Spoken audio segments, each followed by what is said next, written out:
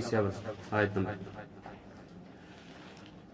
تو اس میں جو ہے اللہ رب العزت نیکی کا ایک تصور بیان کر رہا ہے کہ ظاہری جو آپ کو ظاہری عبادت لگتی ہے تو وہی صرف نیکی نہیں ہے. جو ظاہراً آپ اعمال کرتے ہیں وہی نیکی نہیں ہے، بلکہ نیکی جو ہے اس کے ساتھ ساتھ جو ہے معاملات کا تقاضا بھی ہے، باقی عبادت کا بھی تقاضا ہے.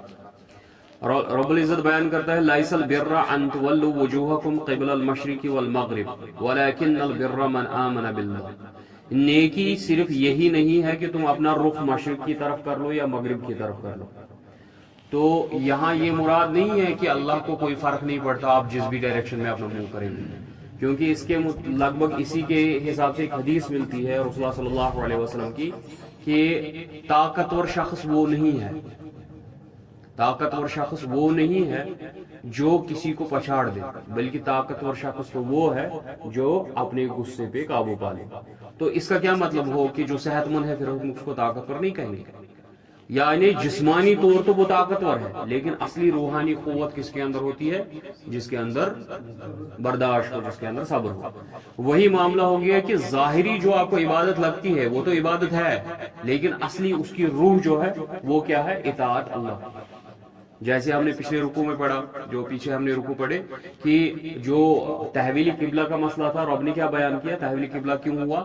کیونکہ میں دیکھ لوں کہ رسول کی اطاعت کون کرتا ہے صلی اللہ علیہ وسلم. اصل میں مقصد یہ تھا کہ میں دیکھوں اطاعت کون کرتا، فرما برداری کون کرتا. تو اللہ رب العزت بیان کرتا ہے نیکی صرف یہی نہیں ہے کہ تم اپنا رخ جو ہے مشرق کی طرف کر لو یا مغرب کی طرف کر لو. وَلَكِنَّ الْبِرَّ مَنْ آمَنَ بِاللَّهِ، لیکن حقیقی جو نیکی ہے وہ یہ ہے کہ تمہارا مکمل ایمان جو ہے وہ اللہ پہ ہونا چاہیے. اب نیکی کو یہاں پہ سمجھنا ہے کہ نیکی کس شے کا نام ہے. پہلا اللہ پہ ایمان. اللہ پہ ایمان سے کیا مراد ہے؟ اللہ اپنی تمام صفات میں، اپنی الوہیت میں، اپنی ربوبیت میں، اسماء و صفات میں، اپنی عبادت میں وحدہ لا شریک، الہکم الہ واحدہ، اس کے سوا کوئی معبود برحق نہیں، نہ اس کے بغیر کسی سے التجا کی جائے گی، نہ کسی سے سوال کیا جائے گا، نہ کسی سے مانگا جائے گا، نہ کسی کی عبادت کی جائے گی. ہر معاملے میں وہ یکتا ہے. والیوم الآخر، اور آخرت کے دن پہ یقین رکھنا. آخرت کے دن پہ یقین، کیونکہ مسلمان کا اعتماد ہوتا ہے کہ مجھے جو چیز میں کر رہا ہوں اللہ کے لیے اس کا معاوضہ مجھے رب آخرت میں ضرور دے گا. والملائکۃ والکتاب والنبیین، اور ایمان رکھنا ملائکہ پہ، اس کی کتابوں پہ اور نبیین پہ، پیغمبروں پہ. یہ جو ملائکہ ہے ان کا وابستہ رب سے ہے. رب ملائکوں کو بھیجتا ہے، ملائکہ کے ذریعے کتابیں بھیجتا ہے اور کتابیں اپنے پیغمبروں پہ بھیجتا ہے. وَآتَ الْمَالَ عَلَىٰ حُبِّهِ، اور اپنا مال دے دینا اس کے باوجود کہ تمہیں مال بہت پسند ہے، یعنی مال پسند ہونے کے باوجود بھی اس کو دے دینا. ذوی القربہ، سب سے پہلے کن کو جب خرچ کرنا ہے مال سب سے پہلے کن پہ کریں گے؟ اپنے رشتہ داروں. ذوی القربہ جو قریبی رشتہ دار ہوں گے. والیتامی، اس کے بعد دوسرے نمبر پہ یتیم لوگ آئیں گے جن کے والدین فوت ہو چکے ہیں، جن کے اندر جو ہے اب ان کی رہائش کا انتظام نہیں ہے یا ان کے زندگی کا جو ہے گزارا نہیں ہو رہا. والمساکین، اور مسکین جو محتاج ہوں گے، جو ہاتھ پھیلا رہے ہوں گے. وابن السبیل، اور اللہ کی راہ میں جو مسافر ہوگا، کیونکہ سفر میں جب ایک شخص ہوتا ہے تو اس کے بہت مشکلات کا سامنا کرنا پڑتا ہے. تو سفر میں اگر کوئی شخص ہوگا، خواہ وہ گھر میں بہت بڑا امیر ہو لیکن سفر میں ہے تو سفر میں بہت زیادہ مشکلات کا سامنا کبھی کرنا پڑ جاتا ہے، تو وہ شخص بھی محتاج بن سکتا ہے، اس وقت اس کی مدد کرنی چاہیے. والسائلین وفی الرقاب، اور مانگنے والوں کو دے دینا. مانگنے سے مراد یہاں جو ہے شیخ سعدی علیہ رحمہ فرماتے ہیں کہ جو بھی آپ سے سوال کرے پھر کیوں نہ وہ امیر ہی ہو، جو درسگاہوں کے لیے، مسجدوں کے لیے، تو کسی رفائی کام کے لیے، لائبریری کے قیام کے لیے، ان بہت سارے نیک اعمالوں کے لیے آپ سے مانگے گا. اس وقت یہ نہیں دیکھنا کہ میں کس کو دے رہا ہوں، اس وقت یہ دیکھنا کہ کس عمل کے لیے دے رہا ہوں. اگر وہ اللہ کے لیے ہو رہا ہے، اسی وحدہ لا شریک کے لیے ہو رہا ہے، تو اس کو وہ دے دینا. وافر رقاب، اور گردنوں کے چھڑانے کے لیے، یعنی جو قیدی ہوں گے ان کو آزاد کرنے کے لیے. وَأَقَامَ الصَّلَاةَ وَآتَى الزَّكَاةَ، اور نماز قائم کرنا اور زکوٰۃ دے دینا. اب زکوٰۃ کا لفظ الگ سے آ گیا، اس سے پہلے صدقات کا لفظ آ گیا. اس کا مطلب اللہ کی راہ میں مال خرچ کرنا ہے زکوٰۃ کے علاوہ. کیونکہ حدیث سے رسول اللہ نے بیان کیا کہ مال کا حق زکوٰۃ سے بھی زیادہ ہے، یعنی اس کے علاوہ بھی ہے. صرف آپ اپنے کو محدود مت لینا جی میں نے زکوٰۃ ادا کر دی تو میرا مال کا حق ادا ہو گیا، نہیں، اس کے علاوہ بھی یہ جو حقوق ہے یہ نہیں کیا ہے. والموفون بعہدہم اذا عاہدوا، اور وہ اپنے معاہدوں کو پورا کرتے ہیں جب بھی وہ کوئی عہد کرتے ہیں. بنو اسرائیل کی خصلت کیا تھی؟ جب بھی وہ کوئی عہد کرتے تھے کیا کرتے تھے؟ وہ عہد توڑ دیتے تھے. اب مسلمان جو ہے اب ان کی جگہ آگے مسلمانوں کو کیا کہا جا رہا ہے؟ تم میں اندر یہ خصلت ہے کہ والموفون بعہدہم اذا عاہدوا، تم اپنے وعدے مکمل کرتے ہو جب بھی تم وعدہ کرو. یہ تمہارے اندر صفت ہونی چاہیے. سب سے بڑا وعدہ کون سا ہے؟ الست بربکم، کیا میں تمہارا رب نہیں ہوں؟ بلا، یقیناً اے ہمارے رب تو ہمارا وحدہ لا شریک ہے، تیرے سوا کوئی شریک نہیں، تو ہمارا رب. اس کے بعد دوسرا وعدہ کس کا؟ رسول اللہ صلی اللہ علیہ وسلم کے ساتھ جو وعدہ کیا، کیا میں نے یہ دین تم تک پہنچایا؟ جی آپ نے پہنچایا. اب یہ تم پر ذمہ داری ہے کہ ان تک پہنچاؤ جن تک یہ دین نہیں پہنچا. ٹھیک ہے، یہ وہی وعدہ ہم نے کر لیا. اور ہر نماز میں ہم وعدہ کیا کرتے ہیں؟ ایاک نعبد و ایاک نستعین، ہم صرف تیری عبادت کرتے ہیں اور صرف تجھی سے مدد مانگتے ہیں. والصابرین فی البأساء، اور صبر کرنے والے لوگ جو بھوک میں صبر کرتے ہیں. والضراء وحین الباس، اور تنگی کے وقت صبر کرتے ہیں اور جب جنگ چھڑ جاتی ہے، جب جنگ چھڑ جاتی ہے اس وقت صبر کرتے ہیں. اولئک الذین صدقوا، یہ ہے وہ سچے لوگ جنہوں نے اپنا وعدہ سچ مچ میں ایمان کے جو دعوے دار ہیں، جو اپنا دعویٰ کرتے ہیں جی ہم نے ایمان لایا ہے، یہ ہے وہ سچے لوگ جن کا دعویٰ سچا ہے. وَأُولَئِكَ هُمُ الْمُتَّقُونَ، اور یہ ہے پرہیزگار. اب متقون کی جب کسی کو ڈیفینیشن دینی ہوگی جی متقون کون ہے، تو رب نے ڈیفائن کیا ہے متقون یہ ہے، پرہیزگار لوگ یہ ہے. یا ایھا الذین آمنوا کتب علیکم القصاص فی القتل، اے ایمان والو تم پہ فرض کر لیا گیا ہے قتل کا قصاص لینا. جب کوئی کسی شخص کو قتل کرے گا تو اس کے عوض اس کو قتل کر دینا، اس کو قصاص کہتے ہیں. الحر بالحر، آزاد کو آزاد کے بدلے، والعبد بالعبد، غلام کو غلام کے بدلے. یعنی اگر کوئی آزاد شخص کسی کو قتل کرے گا تو مکہ کے مشرک جو تھے ان کے اندر یہ طریقہ تھا، یا مدینہ کے جو اوس و خزرج کے قبیلے کے لوگ تھے وہ کیا کرتے تھے؟ اپنے بدلے جو ہے غلام کو دے دیتے، جی میرے بدلے اب غلام کو قتل کرو. تو رب نے کہا یہ کنڈیشنل یہ نہیں چلے گا. یہاں تک کہ اگر کوئی شخص کسی قبیلے والے کے کسی شخص کو قتل کر دیتا، پھر وہ کیا کرتے؟ اس کے پورے قبیلے کو قتل کر دیتے یا اس کے خاندان کو قتل کر دیتے. ایک شخص ہے، اس نے اس کی کسی شخص کی بیوی کو مار دیا، وہ کیا کرتا ہے؟ میں بھی اس کو نہیں چھوڑوں گا، میں بھی اس کی بیوی کو مار دوں گا. لیکن اس کی بیوی کی کیا خطا تھی؟ رب نے کہا نہیں، یہ طریقہ صحیح نہیں ہے. جس نے قتل کیا اسی کو قتل کیا جائے گا. اگر وہ آزاد ہوا تو آزاد کو ہی قتل کیا جائے گا، اگر وہ غلام ہوا تو غلام کو ہی قتل کیا جائے گا. والانثى بالانثى، اگر وہ خاتون ہوئی تو خاتون کو ہی قتل کیا جائے گا، اگر وہ مرد ہوا تو مرد کو ہی قتل کیا جائے گا.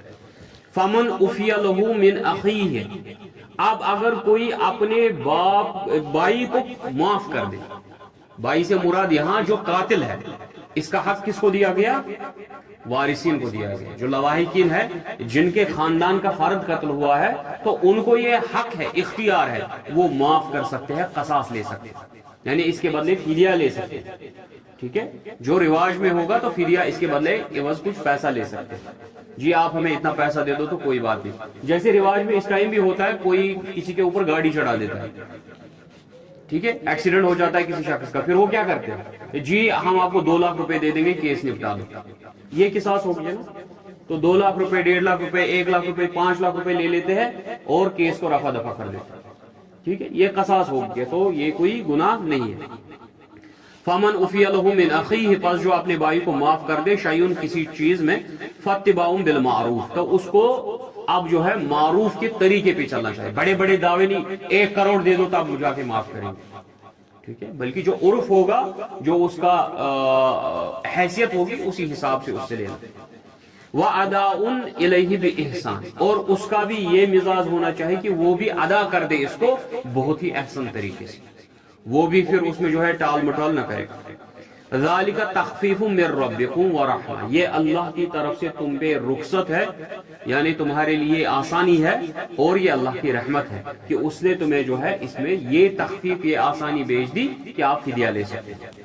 فمن اعتدى بعد ذلك فله عذاب علیم، اب اس کے باوجود یعنی فدیہ لینے کے بعد پھر اس کو غیرت آ گئی، جی آپ نے پیسے لے لیے، آپ کو کیسے گوارا ہو گیا پیسے لے لینا، آپ نے جو ہے اس کو مار ڈالنا تھا، ٹھیک ہے، تو جو اس کے باوجود فدیہ لینے کے بعد پھر سے حملہ کرے گا تو ایسے شخص جو ہے وہ اللہ کی حدود کو تجاوز کر رہا ہے۔ جو اس کے بعد اللہ کے حدود کو پامال کرے گا، جو اس سے حد سے گزرے گا، فَلَهُ عَذَابٌ عَلِيمٌ، اس کے لیے دردناک عذاب ہے۔ وَلَكُمْ فِي الْقِصَاصِ حَيَاتٌ، اب جو قصاص ہے، قاتل کو قتل کر دینا، اس میں زندگی ہے، اللہ کہتا ہے اس میں زندگی ہے، کیونکہ جب معاشرے میں قاتل کو قتل کیا جائے گا اس کے بعد باقی لوگ جو ہے وہ نصیحت پکڑیں گے، عبرت پکڑیں گے، جی ہمیں کسی کو، کیونکہ انسانی جان کی بہت زیادہ قیمت ہے، اور اب بیان کرتا ہے جس نے ایک شخص کو بچا لیا اس نے کیا ہے، پوری انسانیت کو بچا لیا، اور جس نے ایک شخص کو قتل کیا اس نے پوری انسانیت کو قتل کیا، ٹھیک ہے، کیونکہ انسان کی جان کی قدر بہت زیادہ ہے اسلام میں، اس لیے کوئی شخص اگر کسی شخص کو قتل کرے گا تو اس کے عوض اس کے بدلے جو ہے اس کو قتل کیا جائے گا۔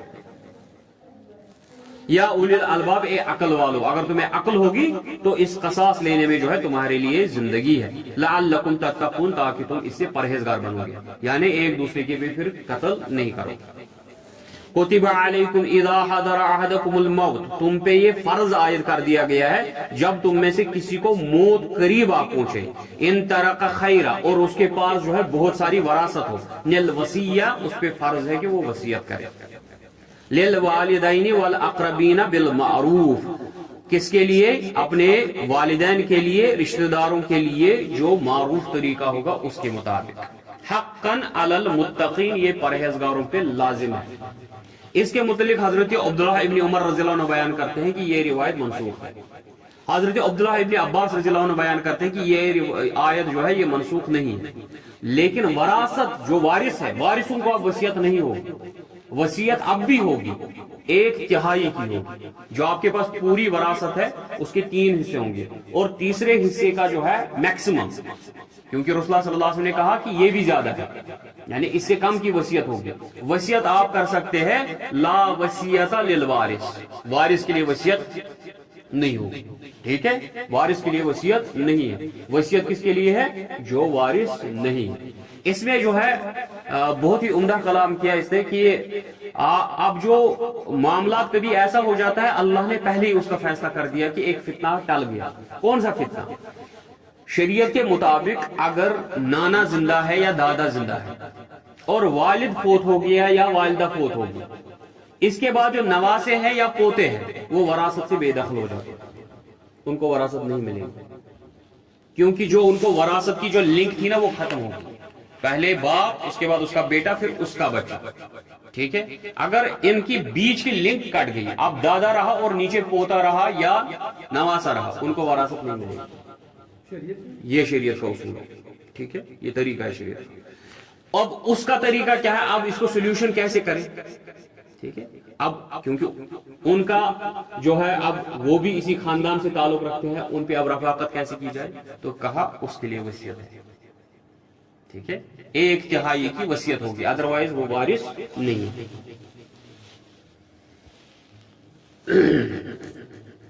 فمن بدلہ بعد ما سمعہ، پس اب جو اس وصیت کو بدل دے گا سننے کے بعد، فإنما إثمه على الذين يبدلون، پس اس کا گناہ ہے اس پہ جس نے وصیت کو بدل دیا، ٹھیک ہے، یعنی وصیت کرنے والے پہ اب کوئی مواخذہ نہیں ہوگا، اس پہ کوئی گناہ نہیں ہے، گناہ کس کا ہے، گناہ ہے اس کا جس نے اس وصیت کو بدل دیا۔ بات سمجھ آ رہی ہے؟ اب اگر کوئی وصیت بدل دے گا تو اس کا گناہ جو ہے نا وہ وصیت کرنے والے پہ نہیں چڑھے گا، بلکہ جس نے وصیت کو تبدیل کیا گناہ اس کا۔ ان اللہ سمیع علیم، یقیناً اللہ تعالیٰ سننے والا جاننے والا ہے۔ فمن خاف من موص جنفا او اثما، اب جس کو خوف ہوگا کہ اس وصیت میں جو ہے رعایت نہیں ہوئی، ٹھیک ہے، کچھ کو زیادہ ملا کچھ کو کم ملا، اس میں جو ہے کچھ مسئلہ ہو رہا ہے، اس میں گناہ ہو رہا ہے، اثما فاصلح بینہم، بس وہ اس کی اصلاح کر دے, وصیت کی اصلاح کر دے. اب وصیت کرنے والے نے جو ہے وصیت غلط کر دی, اس وصیت کی کیا کی جائے گی؟ اصلاح کی جائے گی. اگر وہ لگا کہ یہ گناہ پہ مبنی وصیت, فلا اثم علیہ, پس ان کے درمیان اصلاح کرنے والے کو جو ہے کوئی گناہ نہیں ہے. ان اللہ غفور الرحیم, یقیناً اللہ تعالی بخشنے والا رحم کرنے والا ہے. یا ایھا الذین آمنوا, اے ایمان والو. اب دیکھو پے در پہ احکامات آ رہے ہیں. یہ امامت ملنی جو ہے نا, یہ کوئی معمولی چیز نہیں ہے. اب احکامات پہ احکامات آ رہے ہیں. آپ خود کو یہ مت سمجھو جی ہم لیڈر بن گئے اب کائنات کے. اب دیکھو تم پہ احکامات جاری ہو رہے ہیں, آپ نے کیسے فالو کرنا ہے. یا ایھا الذین آمنوا کتب علیکم الصیام کما کتب علی الذین من قبلکم لعلکم تتقون, اے ایمان والو تم پہ روزے فرض کیے گئے ہیں جیسے تم سے پہلے لوگوں پہ روزے فرض کیے گئے. اب سیام کا جو لفظ ہے نا, سیام کا رواج, آپ پہلے سمجھ لینا کہ سیام کا مقصد کیا ہے دین میں. سوم کا لفظ آلریڈی عربوں میں مشہور تھا, ٹھیک ہے. وہ کیا کرتے تھے, وہ 11 مہینے اپنے گھوڑوں کو کھلاتے تھے, موٹا کرتے تھے, چربی چڑھاتے تھے, ٹھیک ہے, اور 1 مہینے ان کو پھر بھوکا رکھتے تھے, صرف پانی پلاتے تھے اور ان کو تیز ہوا, گرم ہوا میں چھوڑتے تھے تاکہ جو ہے وہ کل کو جنگ کے قابل ہو جائے, تاکہ جنگ میں وہ بھوک برداشت کر سکے, ٹھیک ہے. ایسے گھوڑے کو جو اس وقت ٹریننگ میں ہوتا تھا, یہ گھوڑا, اس کو صائم بولتے تھے. جیسے ہم کو بولتے نا انا صائم, رسول اللہ صلی اللہ علیہ وسلم کی وہ حدیث ہے نا, جب تم سے کوئی گالی گلوچ کرے, جھگڑا کرے, تو آپ کیا بولو, انا صائم, میں صائم.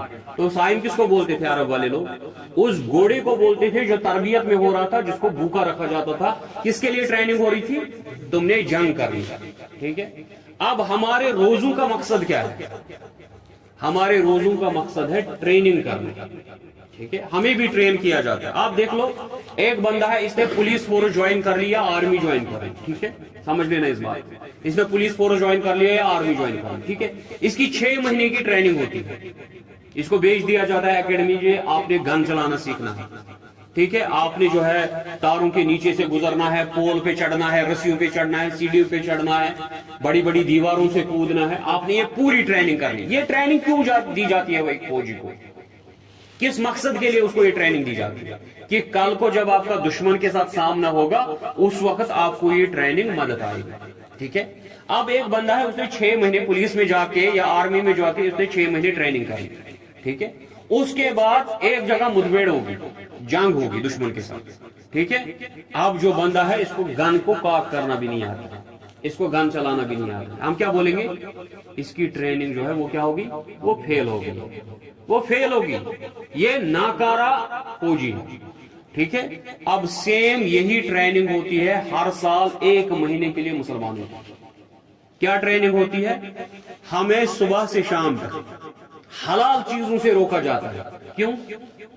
تاکہ کل تم بازار میں حرام چیزوں سے روکو. حلال چیزوں سے روک کے ٹریننگ دی جاتی ہے کہ کل تم کن چیزوں سے روکو؟ حرام چیزوں سے روکو, ٹھیک ہے. جیسے ہی رمضان ختم ہوا, یہ فوجی کہاں چلا گیا؟ اب میدان میں چلا گیا, کیونکہ اس کا سب سے بڑا دشمن اب آزاد ہوگا.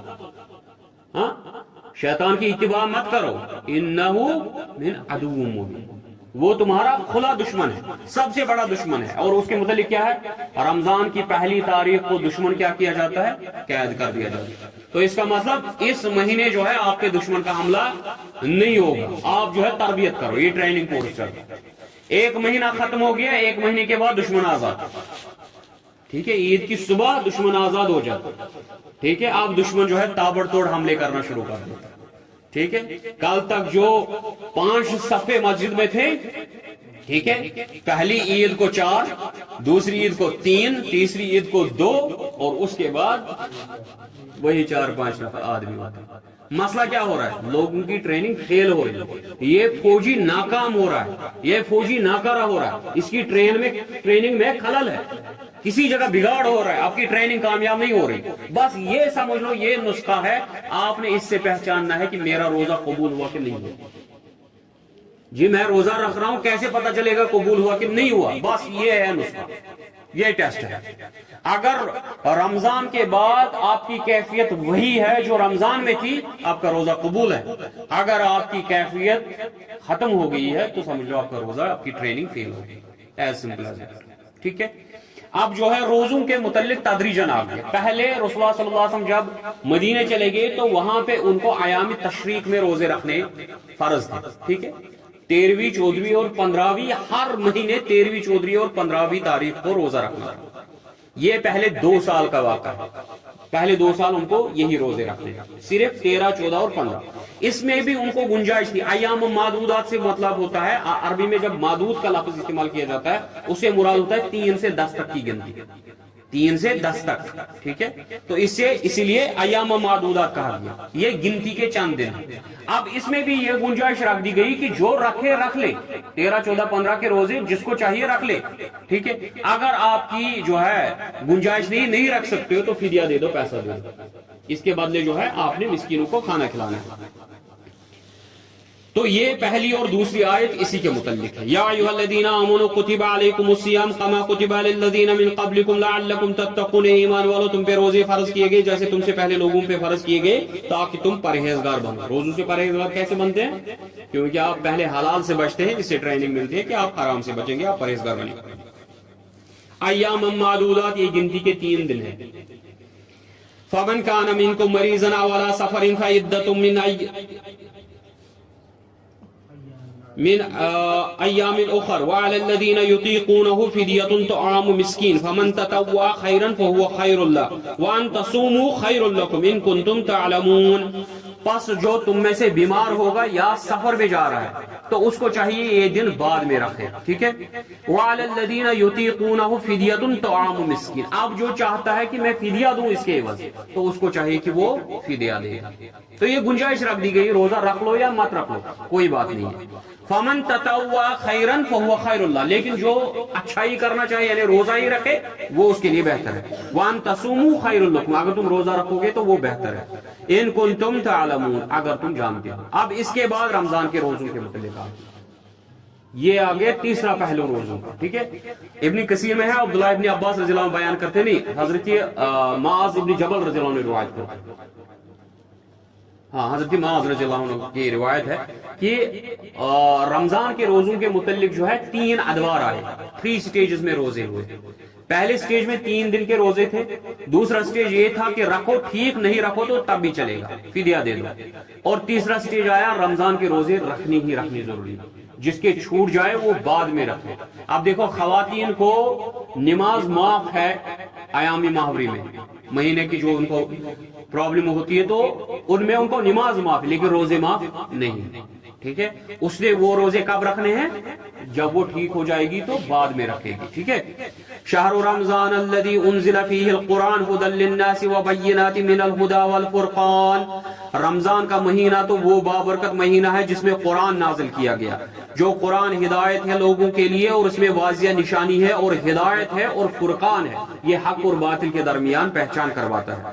فمن شہید منکم الشہر، پس جو بھی تم میں سے اس مہینے کو پائے گا فلیصم، اس کو ضروری لازمی رکھنا ہے روزہ. ومن کان مریضا او علی سفر فعدۃ من ایام اخر، اب جو مریض ہوگا، جو بیمار ہوگا یا سفر میں ہوگا اس کو بعد میں روزے رکھنے ہیں. اب وہاں پہ کیا کہا گیا؟ وعلی الذین یطیقونہ فدیۃ.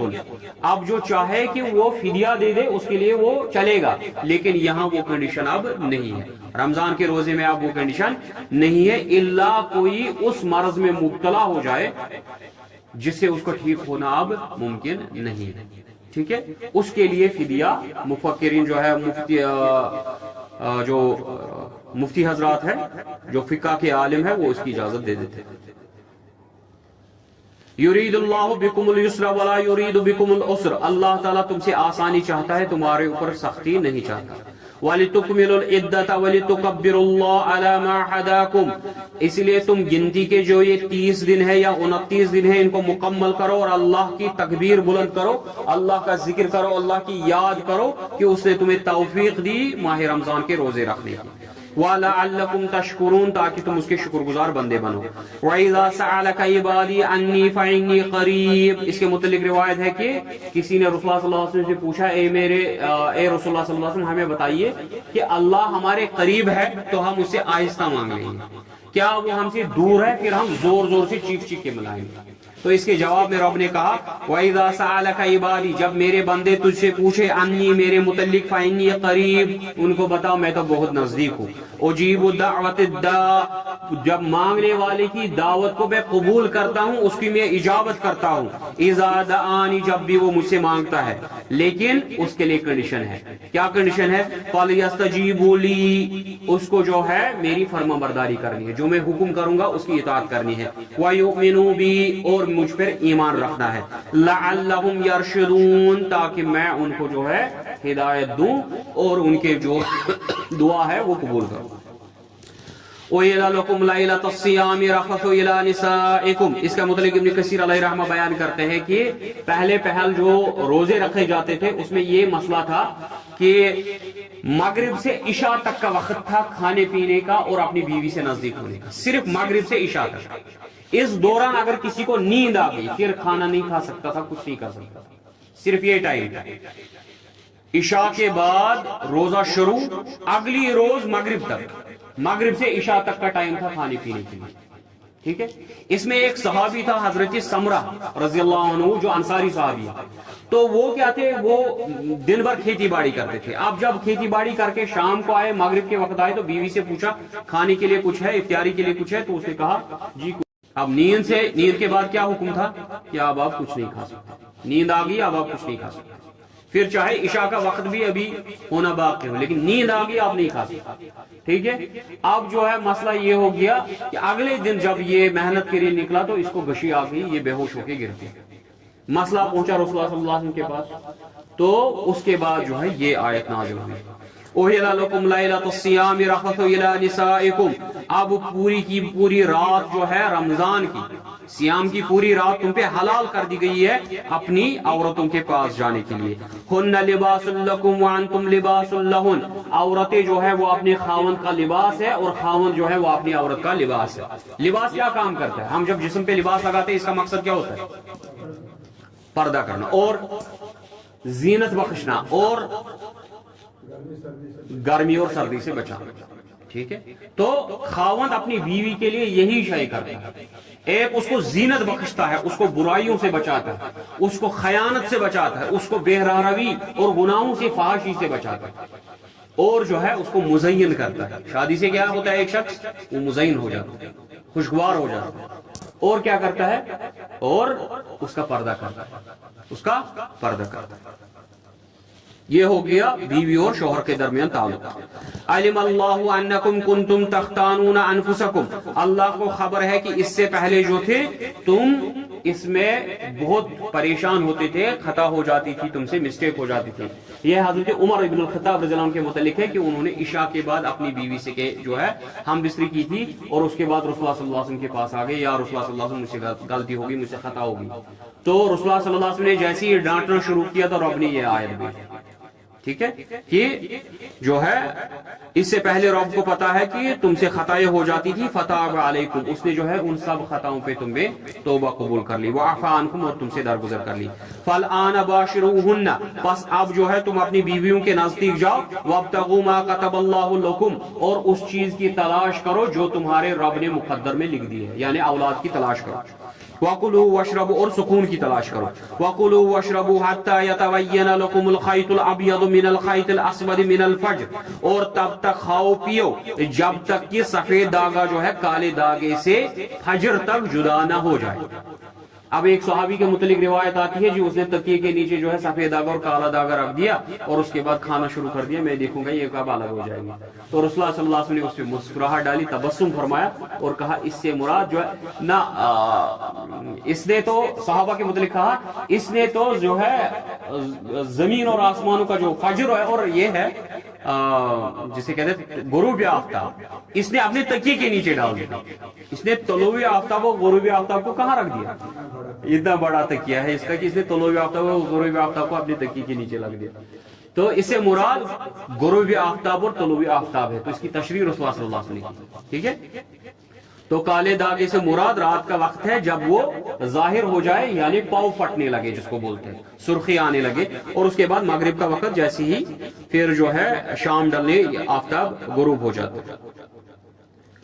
ثم اتموا الصيام الى الليل، اور اس کے بعد اپنے رمضان کے روزے جو ہے مکمل کرو برابر شام تک، مغرب تک۔ ولا تباشروهن وانتم عاكفون في المسجد، مساجد، اور جب مساجد میں ہوں گے اعتکاف کی حالت میں ہوں گے تب تو آپ کو بیویوں کے نزدیک ہونا بھی جائز نہیں ہے، پھر چاہے تم روزے کی حالت میں ہی کیوں نہ ہو، اعتکاف میں یہ جائز نہیں ہے۔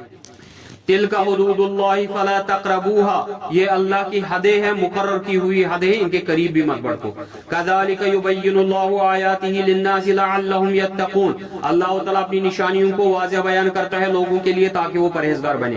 ولا تاکلوا اموالکم بینکم بالباطل وتدلوا بها الى الحکام لتاکلوا فریقا من اموال الناس بالاثم وانتم تعلمون، اب جو حرام مال کے کھانے سے بچایا جا رہا ہے لوگوں کو، آپ جو ہے ایک دوسرے کا مال مت کھاؤ، کیسے؟ ایک دوسرے پہ جو ہے حملہ کر کے اور باطل طریقوں سے، اور اپنے پیشواؤں، لیڈروں، عدالتوں میں اپنے بادشاہوں کے پاس مال خرچ کر کے ایک دوسرے کی پراپرٹیز ضبط مت کرو، گناہ کر کے تم تو جانتے ہو۔ یسألونک عن الاہلہ، آپ سے سوال پوچھتے ہیں ہلال کے متعلق، چاند کے متعلق سوال پوچھتے ہیں، کیونکہ چاند کے متعلق بہت زیادہ ان کے خرافات عقیدے تھے۔ آپ نے وہ حدیث سنی ہوگی جب ابراہیم رضی اللہ عنہ شہید فوت ہو گئے تھے، گزر گئے تھے، رسول اللہ صلی اللہ علیہ وسلم کے بیٹے، تو اس وقت گرہن لگ گیا، تو ان لوگوں نے کہا اس کی وفات کی وجہ سے گرہن لگ گیا، ٹھیک ہے، تو ان کے عقائد تھے جی اس کی وجہ سے ہوتا ہے، اس کی وجہ سے ہوتا ہے، تو انہوں نے سوال پوچھا رسول اللہ صلی اللہ علیہ وسلم سے چاند کے متعلق، تو رب نے جواب دیا قل ہی مواقیت للناس والحج، اس میں اوقات ہے لوگوں کے لیے، یعنی یہ کیلنڈر ہے تمہارے لیے، اسے تم اوقات کا معین کرتے ہو کہ رمضان کب آئے گا، رجب کب آئے گا، شعبان کب آئے گا، فصلیں کب اگے گی، پریگننسی کا ٹائم کتنا ہے، کتنا ہفتے گزر گئے، کتنے ہفتے ہے، یہ سارے، حج کا وقت، زکوٰۃ کا وقت۔ وَلَيْسَ الْبِرَّ بِأَن تَأْتُوا الْبُيُوتَ مِن ظُهُورِهَا وَلَكِنَّ الْبِرَّ مَنِ اتَّقَىٰ، اب جو ہے خود ساختہ جو انہوں نے اعمال بنائے تھے، اللہ کے متعلق جھوٹ باندھے تھے، ان کا تزکیہ کیا جا رہا ہے۔ انہوں نے کیا کیا تھا، جب یہ حج پہ جاتے تھے احرام باندھ لیا نا، احرام باندھنے کے بعد بولتے تھے جی اب ہم سیدھے دروازے سے داخل نہیں ہو سکتے، یہ گناہ ہے، اب ہمیں کھڑکی سے آنا ہے، دیوار کود کے آنا ہے، تو رب نے کہا وَلَيْسَ الْبِرَّ بِأَن تَأْتُوا الْبُيُوتَ مِن ظُهُورِهَا، یہ کوئی نیکی نہیں ہے کہ تم دیواریں پھاند کے آ جاؤ یا کھڑکیوں سے آ جاؤ، وَلَكِنَّ الْبِرَّ مَنِ اتَّقَىٰ، نیکی تو ہے پرہیزگاری۔ وَأْتُوا الْبُيُوتَ مِنْ أَبْوَابِهَا، گھروں میں آؤ اپنے دروازوں سے، وَاتَّقُوا اللَّهَ لَعَلَّكُمْ تُفْلِحُونَ، اور اللہ کا تقوی اختیار کرو تاکہ تم کامیاب ہو جاؤ۔ اب جو ہے حج کے لیے، حج کرنے کے لیے کون سی جگہ جانا ہے؟ مکہ۔ مکہ کن کے قبضے میں تھی؟ مشرکین مکہ کے قبضے میں تھی۔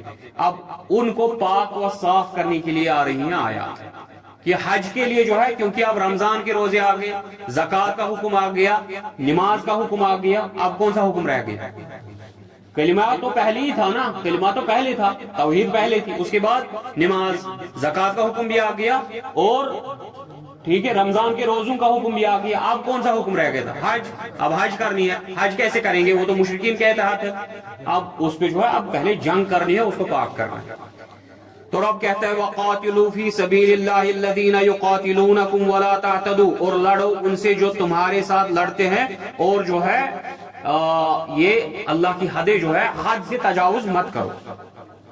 ان اللہ لا يحب المعتدین، اور اللہ تعالیٰ جو ہے حد تجاوز کرنے والوں کو پسند نہیں کرتا، جو حد سے گزر جاتے۔ وَاقْتُلُوهُمْ حَيْثُ ثَقِفْتُمُوهُمْ وَأَخْرِجُوهُمْ مِنْ حَيْثُ أَخْرَجُوكُمْ وَالْفِتْنَةُ أَشَدُّ مِنَ الْقَتْلِ، ان کو قتل کرو جہاں پاؤ وہاں، اور ان کو نکالو اس جگہ سے جہاں سے انہوں نے تم کو نکالا۔ کہاں سے نکالا؟ مکے سے نکالا نا، انہوں نے ہجرت کی، مدینے چلے گئے، تو رب نے کہا اب ان کو وہاں سے نکالو جہاں سے انہوں نے تم کو نکالا، اور جو انہوں نے شرک اور ضلالت کا فتنہ اٹھایا ہے وہ قتل سے سب سے بڑھ کر ہے۔ وَلَا تُقَاتِلُوهُمْ عِنْدَ الْمَسْجِدِ الْحَرَامِ، اور مسجد حرام کے نزدیک ان کے ساتھ قتال مت کرنا، ان کے ساتھ مت لڑنا۔ حَتَّى يُقَاتِلُوكُمْ، یہاں تک کہ یہ وہاں سے تم سے نہ لڑ بڑے۔ فَإِنْ قَاتَلُوكُمْ فَاقْتُلُوهُمْ، اب اگر مسجد حرام میں بھی یہ تم سے لڑتے ہیں تو تمہیں بھی حکم ہے تم بھی لڑو۔ कदालिका जज़ाउल काफिरून, यही है जज़ाउल काफिरीन, यही है काफिरों की जज़ा, इनकी सजा। फाइन यंतहू, अब अगर ये तुमसे लड़ना छोड़ दे, अब अगर ये दूर रह जाते, फाइनल्लाह गफूरुर रहीम, फिर अल्लाह ताला मगफिरत करने वाला, रहम करने वाला है। वक़ातिलूहुम हत्ता ला तकून फितना, और इनसे लड़ते रहो जब तक कि इनके शिर्क का फितना खत्म न हो जाए। वयकून दीनु लिल्लाह, और दीन गालिब रहे सिर्फ एक अल्लाह का। फाइन यंतहू, अब अगर ये इस फितने से, इस शिर्क से, आपके इन इबादत में खलल करने से पीछे हटे, फला उद्वाना इल्ला अला ज़ालिमीन, फिर आप जो है सिर्फ उसी पे हमला करेंगे जो जालिम होगा। अश्शहरुल हराम बिश्शहरिल हराम वल हुर्मातु क़िसास, हराम हुर्मत वाले महीने, हुर्मत वाले महीनों की इज्जत की जाएगी, लेकिन अगर तुमने हुर्मत वाले महीनों को इज्जत पामाल की तो तुम्हें हुक्म है आप इनके साथ हुर्मत वाले महीनों में लड़ो। ये वो हुक्म है, क्योंकि हुर्मत वाले महीनों की क़िसास होगी, यानी इन्होंने हुर्मत वाले महीनों की जो है उनकी हुर्मत को तोड़ दिया, तो अब तुम भी इनको हुर्मत वाले महीने में ही हमला कर देना। फमन यअतदा अलैकुम फअतदू अलैहि बिमिस्लि मा अतदा अलैकुम, जो तुम पे जितना ज्यादती करेगा तुम भी उस पे उतनी ही ज्यादती करो जितनी तुम पे ज्यादती हुई। वत्तकुल्लाह, अल्लाह से डरो। वालमू अन्नल्लाह मअल मुत्तकीन, याद रखो अल्लाह परहेजगारों के साथ है। वानफिकू फी सबीलिल्लाहि वला तुल्कू बिअयदीकुम इला तहलुका, अल्लाह की राह में खर्च करो, जिहाद के मामले में अपने माल को खर्च करो। अगर जिहाद से माल तुमने पीछे रखा तो तुम खुद को हलाक कर दोगे। अगर तुमने अल्लाह के रास्ते में माल खर्च ना किया, इससे तुम खुद बर्बाद हो जाओगे, फिर दुश्मन तुम पे मुसल्लत हो जाएगा, फिर दुश्मन की कुव्वत तुमसे बारी हो जाएगी और दुश्मन तुमको बर्बाद कर देगा। इसलिए जो है अल्लाह के रास्ते में माल खर्च करो ताकि जो है तुम खुद हलाक ना हो जाओ। व अहसिनु, और नेक अमाल करो। इन्नल्लाह युहिब्बुल मुहसिनीन, यकीनन अल्लाह ताला नेकी करने वालों को पसंद रखता है। व अतिम्मुल हज्ज वल उम्रता लिल्लाह, हज और उम्रा मुकम्मल करो अल्लाह के लिए। फाइन उहसिरतुम, अब अगर तुम्हें रोक दिया जाए या किसी हालत की वजह से तुम रास्ते में ही रुक जाओ, कोई मसला लाक हो गया, फमस्तैसरा मिनल हदी, बस तुमसे जो मुमकिन हो सके, जो तुम्हारे पास हदिया है, कुर्बानी करने के लिए जो जानवर है उसको कुर्बानी कर दो। वला तहलिकू रुऊसकुम हत्ता यबलुगुल हदियु महिल्ला, और तब तक अपने बाल मत कटवाना, यानी एहराम की हालत से तब तक मत निकलना, अपने बाल मत कटवाना जब तक कि कुर्बानी का जानवर अपनी कुर्बानी गाह में न निकले, जब तक कि वहां न पहुंच जाए, यानी जब तक कि तुम कुर्बानी के जानवर को कुर्बान न करो तब तक अपने बाल मत कटवाना। फमन कान मिनकुम मरीजन औ बिही अदम मिन रासिही, अब जो तुम में से बीमार होगा या उसके जो है सर में कोई तकलीफ होगी, फफिदियतुम मिन सियामिन औ सदक़तिन औ नुसक, फिर उसका फिदिया है, इस बाल न कटवाने की वजह से उसका फिदिया है 3 दिन के रोजे, 6 मसाकीन को खाना खिलाना या 1 बकरी को ज़बह करना। ये हदीस से साबित है, ठीक है। यहाँ नहीं लिखा है, यहाँ लिखा है क्या, फसियामु तलासति अय्याम, यहाँ लिखा है फफिदियतुम मिन सियामिन औ सदक़तिन औ नुसक, या तो वो रोजे रखेगा, सदका देगा, या फिर ये जो कुर्बानी करेगा। तो सियाम कितने दिन का है, 3 दिन का। सदका कितना है, 6 मिस्कीनों को खाना खिलाना या 1 बकरी ज़बह करना। फाइदा अमीन तुम, अब जब तुम अमन वाली हालत में आ गए, यानी तुम्हें किसी ने नहीं रोका, ठीक है। फमन तमत्ता बिल उम्रति इलल हज फमस्तैसरा मिनल हज, पास जो उम्रे को हज के साथ मिला लेगा, ठीक है, उसे चाहिए कि वो 1 कुर्बानी ज़बह करे, ठीक है। अब जो लोग थे वहां के मक्का के लोग जो थे ना, वो सिर्फ मुहर्रम, ज़िलक़ादा और ज़िलहज्जा में हज करते थे, हज का एहराम बांधते थे, मुहर्रम, ज़िलक़ादा और ज़िलहज्जा में, ठीक है। और रजब के महीने में जो है उम्रा करते थे, इसके बगैर उम्रा नहीं करते थे। वो कहते थे हज और उम्रा जो करेगा वो गुनाह करेगा। लेकिन रसूलुल्लाह सल्लल्लाहु अलैहि वसल्लम का जो ये दीन फैलाया हुआ है, जो रब ने हमें दीन अता किया, इसको तो कयामत तक रहना था। अब इसमें हज करने वाले कोने कोने से आने वाले थे, अब उनको दोबारा मौका मिलता या ना मिलता, तो रब ने क्या किया, हज और उम्रे को मिला लिया। अब इसमें जो है 3 किस्म के हज होते हैं, ठीक है, 3 किस्म के हज होते हैं। एक हज होता है जिसमें आपने पहले उम्रा कर लिया, ٹھیک ہے، آپ نے عمرہ کر لیا، احرام کھول دیا، اس کے بعد حج کے لیے دوسرا احرام باندھ لیا اور حج کر لیا، اسے کہتے ہیں حج تمتع، ٹھیک ہے۔ اس کے بعد دوسرا قسم کا ہوتا ہے جس میں آپ نے احرام بدل لیا دونوں کے لیے، آپ نے عمرہ بھی اسی احرام میں کیا، ٹھیک ہے، اور حج بھی اسی احرام میں کیا، ٹھیک ہے، اسے کیا کہتے ہیں؟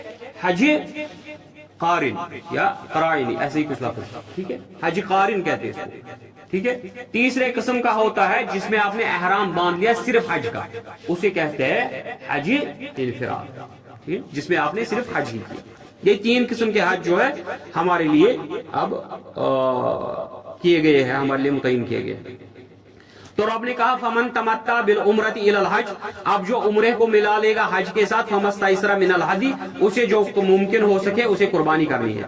فمن لم یجد، اب جسے قربانی نہ ملے، فصیام ثلاثۃ ایام فی الحج، وہ کیا کرے گا؟ وہ 3 روزے رکھے گا حج کے ایام میں، سوائے 10 ذی الحجہ کے، 10 ذی الحجہ کے بغیر کسی بھی روز آپ جو ہے روزہ رکھ سکتے 3 دن کا۔ وَسَبْعَةٍ إِذَا رَجَعْتُمْ، اور 7 دن جب وہاں سے لوٹو گے، 7 دن اپنے گھر میں، ٹوٹل کتنے ہوئے؟ تِلْكَ عَشَرَةٌ كَامِلَةٌ، یہ ہو گئے 10 دن۔ جسے قربانی نہ ملے گی وہ 10 دن کے روزے رکھے گا، 3 دن ادھر ہی، 7 دن گھر میں۔ ذَلِكَ لِمَن لَّمْ يَكُنْ أَهْلُهُ حَاضِرِ الْمَسْجِدِ الْحَرَامِ، یہ حکم اس کے لیے ہے جو مسجد حرام کے ارد گرد نہیں رہتا، جو دور رہتا ہے، ٹھیک ہے، وہی عمرے اور حج کو ملا لے گا۔ جو مسجد حرام کے ارد گرد رہتے ہیں، ٹھیک ہے، احرام کے جو مقامات ہے جہاں سے احرام باندھا جاتا ہے اس کے اندر جو لوگ رہتے ہیں ان کے لیے یہ حکم نہیں ہے، وہ حج الگ سے کریں گے اور عمرہ الگ سے کریں گے، یہ حکم ان کے لیے جو دور سے آتے ہیں۔ واتقوا اللہ، اللہ سے ڈرو، وَاعْلَمُوا أَنَّ اللَّهَ شَدِيدُ الْعِقَابِ، یاد رکھو اللہ تعالیٰ جو ہے بہت ہی سخت جو ہے مواخذہ کرنے والا ہے، سزا دینے والا ہے۔ وآخر دعوانا الحمدللہ رب العالمین۔